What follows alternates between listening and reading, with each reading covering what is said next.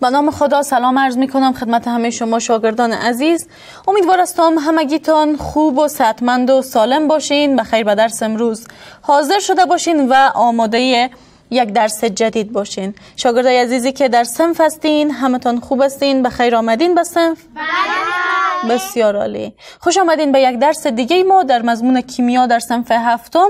ما امروز به ادامه درس های قبلی خود یک درس جدید را در مضمون کیمیا میخوانیم، با یک موضوع جدید در علم کیمیا آشنا میشیم. شاگردای عزیز، ما در درس های قبلی در مورد تعاملات کیمیاوی، معادلات کیمیاوی، طریقه توزیع تعاملات کیمیاوی آشنا شدیم و همین قسم در مورد انواع تعاملات کیمیاوی خواندیم. فهمیدیم که تعاملات کیمیاوی بر 4 دسته بسیار مهم و اساسی تقسیم شده که از جمله این 4 دسته 2 نوع تعاملات را روز قبلی خواندیم و 2 نوع باقی مانده را امروز میخوانیم. در روز قبلی با تعاملات جمعی و تعاملات تجزیوی آشنا شدیم. در تعاملات جمعی گفتیم هرگاه 2 یا چند ماده با همدیگه یک جا شوند، با همدیگه ترکیب شوند و یک ماده جدید را بسازن، این نوع تعاملات جمعی می باشه.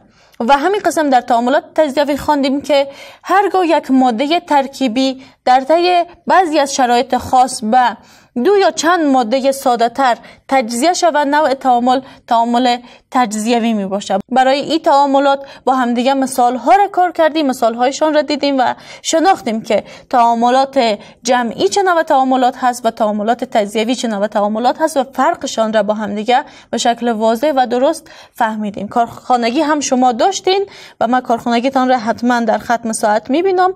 قبل از ازتان می پرسم در درس قبلی و یا در کارخانگی کسی سوالی یا مشکلی نداره؟ تعاملات جدید تونستین نوشته کنین؟ بله. بسیار عالی.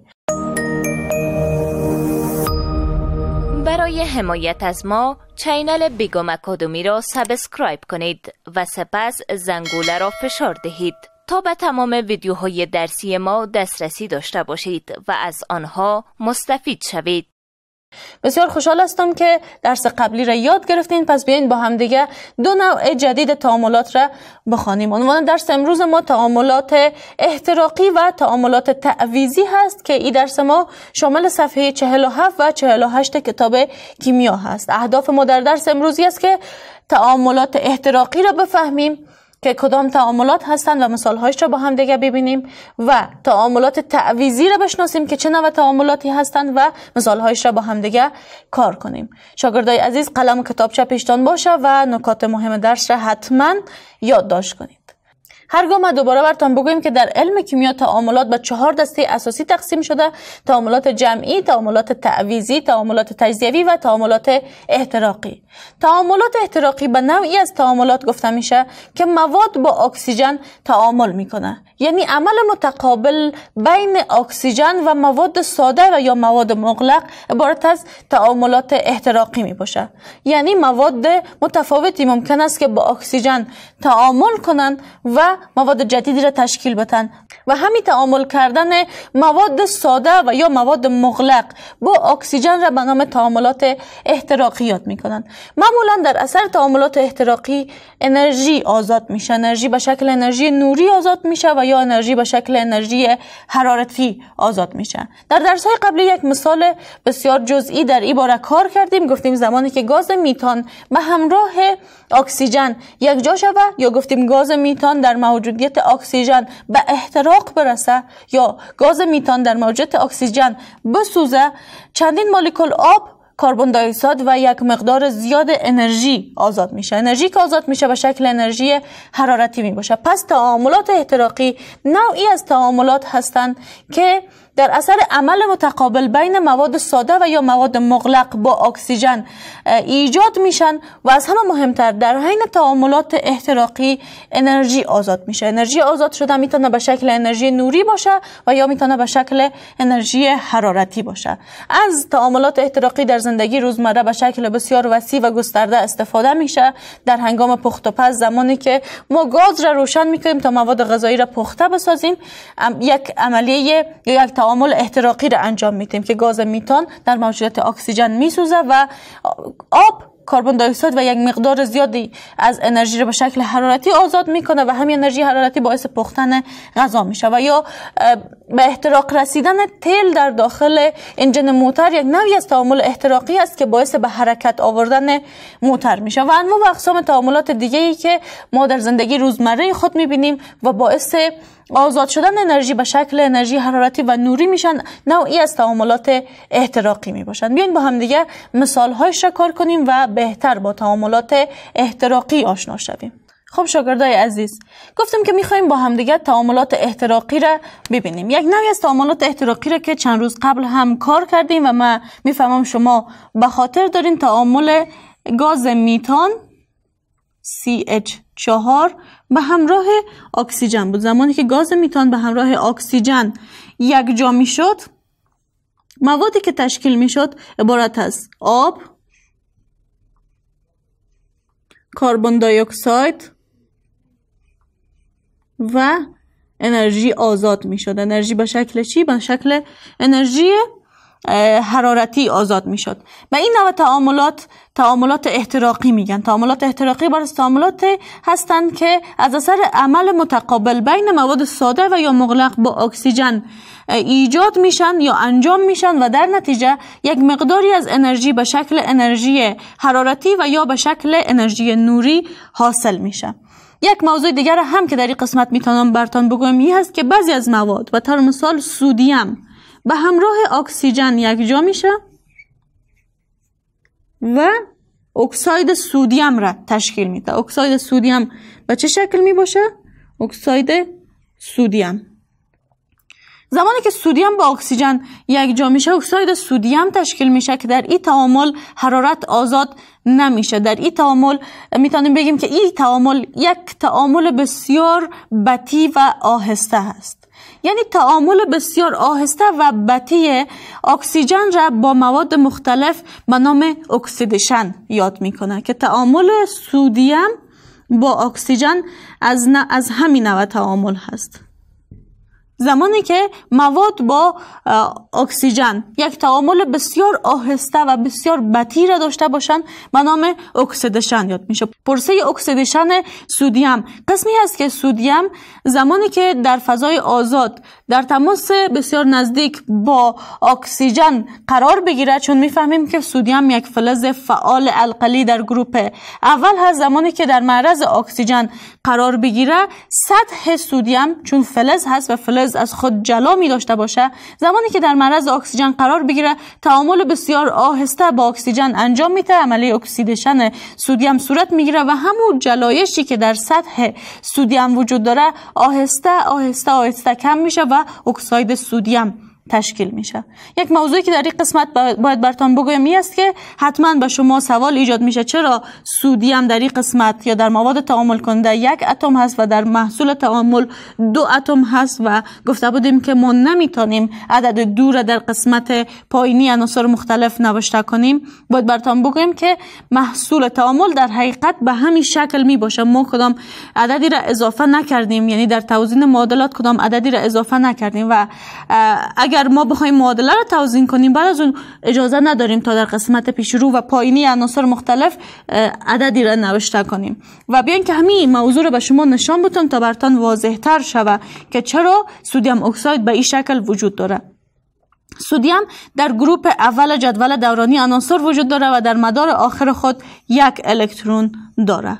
اکسیژن در گروپ ششم جدول دورانی عناصر وجود داره و در مدار آخر خود 6 الکترون داره. تمام عناصر در هر گروپی که موجود باشن به نمبر گروپشان، یعنی هر نمبری از گروپشان که هر نمبری داشته باشه، گروپ اول باشه، دوم باشه، سوم باشه، چهارم باشه و یا ششم باشه، به تعداد نمبر گروپشان الکترون ها در مدار آخر خود دارن. و اکسیژن در گروپ ششم قرار داره، در مدار آخر خود 6 الکترون داره، به خاطری که تمام عناصر مختلف نیاز دارن تا مدار آخر خود را 8 الکترونی بسازن و حالت اکتت یا 8 الکترونی خود را تکمیل کنن، نیاز داره تا 1 الکترون از سودیم بگیره. اما 7 الکترونی میشه.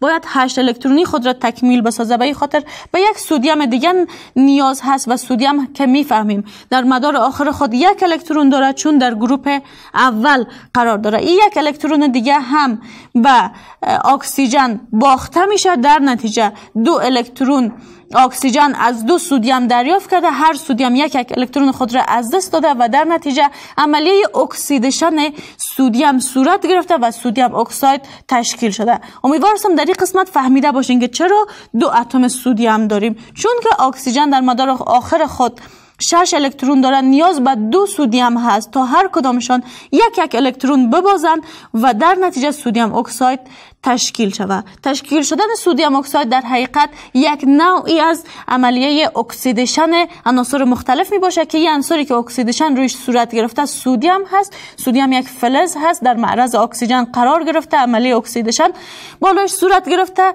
یعنی آهسته آهسته و یا بسیار بطیء با اکسیژن هوا تعامل کرده.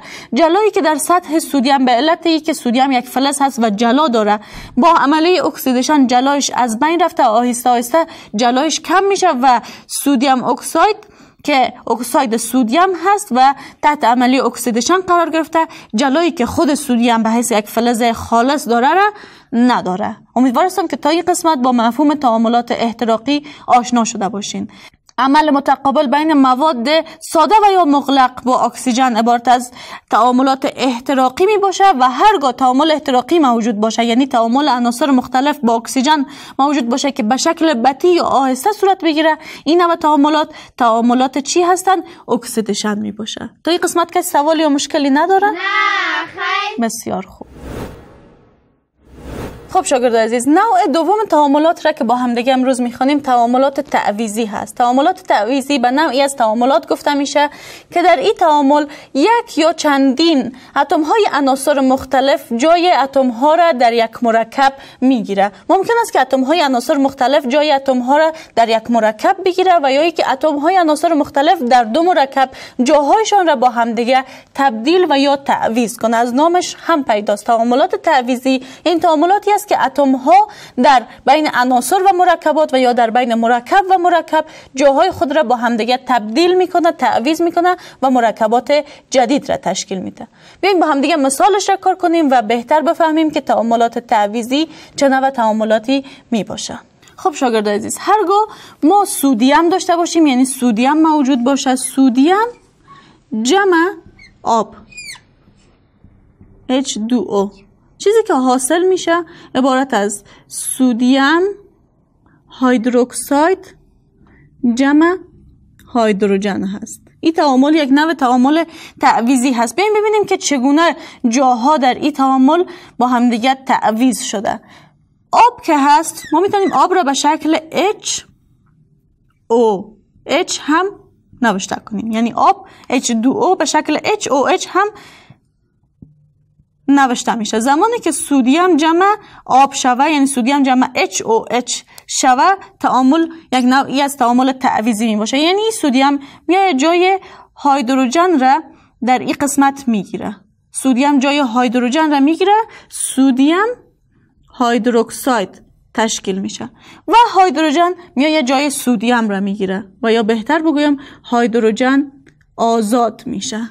این تعامل یک نوعی از تعامل تعویضی می باشه. همون قسمی که دیدیم جاهای اتم های عناصر مختلف بین یک عنصر و بین یک مرکب تبدیل شد. سودیم آمد جای هیدروژن را در یک مولکول آب گرفت و در نتیجه سودیم هیدروکساید تشکیل شد و یک هیدروژن که جای سودیم را گرفته به شکل تنها باقی ماند و هیدروژن آزاد شد. چون هیدروژن در طبیعت به شکل 2 اتمی هست، به این خاطر یک 2 در قسمت پایین هیدروژن نوشته میشه و هیدروژن یک اتمی معمولا پیدا نمیشه. به همین خاطر ما باید این معادله را توزین کنیم. توزینش به چه شکل می باشه؟ میبینیم چند هیدروژن در این سمت داریم، 2 هیدروژن جمع 1 هیدروژن در این قسمت 3 هیدروژن.